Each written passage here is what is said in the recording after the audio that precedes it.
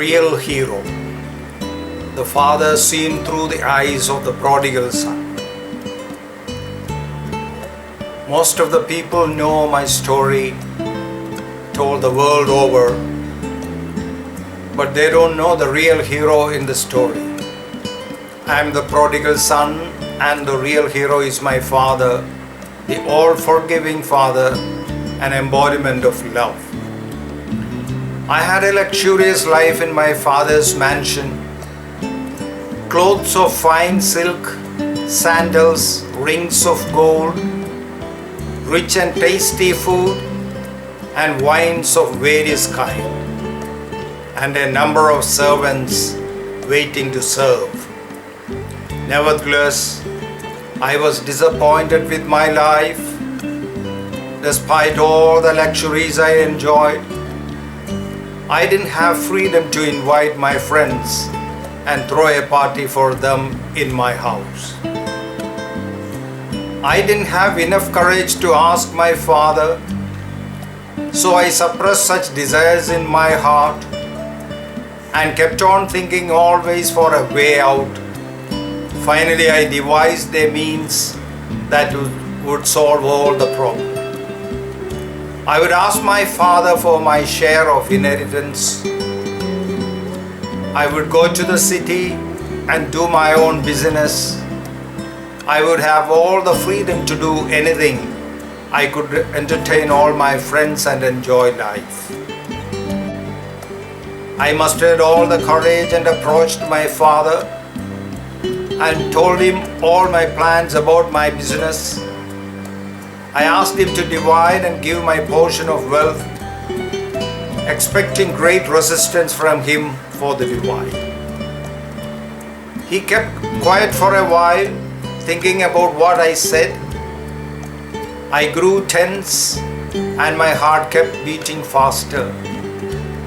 Finally, to my surprise, came his words of approval as cold water poured out to the thirsty in hot weather. I was elated, for he decided to divide his wealth. Soon I got my share, as much as my older brother got. I felt relieved and soon sold everything and got my money. Without wasting time, I gathered everything and left home. In the city, I found a lot of friends, always around me. We had a great time eating, drinking, and making merry.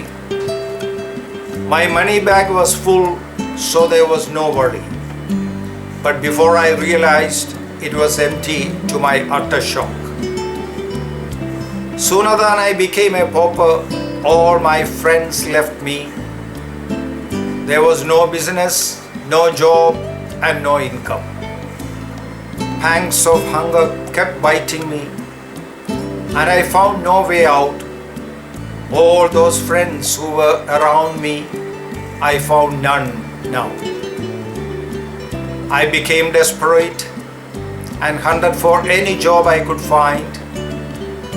I landed up tending and feeding the swine in a farm. I was so hungry. I wanted to eat the feed given to the swine, but nobody gave it to me, and I became so desperate. I realized here I have nothing to eat, not even the swine feed. But in my father's house, the servants have enough and more. I decided to quit and return home and work as a servant, because I am no more worthy to be called a son. I set out for home, dragged my feet along, for I was exhausted. Finally, I reached home after many days of painful journey. I saw my father from afar, looking out as if waiting for someone. I wanted to run and fall at his feet and ask for forgiveness. But before I could reach him with my tired legs, he ran to me, hugged and kissed me, though my whole body was stinking. I have had no bath for many days and had no clean clothes. Yet my father kept hugging and kissing me with all his love. It pricked me to realize that he would have been waiting every day and looking out to see if I was returning home. That must have been his routine ever since I left home. I reproached myself for not realizing how loving he was. I fell at his feet and cried unto him, Father, forgive me, for I have sinned against you and against heaven. I squandered everything you had given me and nothing left. I am not worthy to be called a son. Accept me as a servant. Servants were quickly summoned and instructions given. My father told them, This son of mine was dead, now he lives. He was lost and now he has returned. Let's celebrate it. Take him, have him bathed, and adorn him with all good things. Put on new garments of finest silk, sandals for his feet, rings of gold for his fingers, and prepare a banquet with fattened calf and all the good food. They shall lack nothing. Don't mind the complaints of my older son, for it will pass. Everyone talks about the prodigal son, but not about my father. I am not a role model here, but my father is so loving and forgiving. He is the real hero here, for without his forgiveness, where would I be? He could have disowned me, for he had given me all my share. Just as my father waited for me every day since I left home, our loving Father in heaven has been waiting for all the lost ones.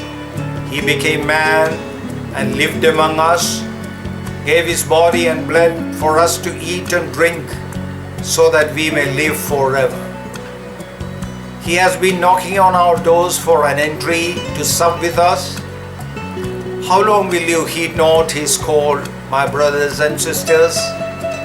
It's time we open our heart's door for him to enter, for he wants to abide in us and we in him, for us to bear fruit.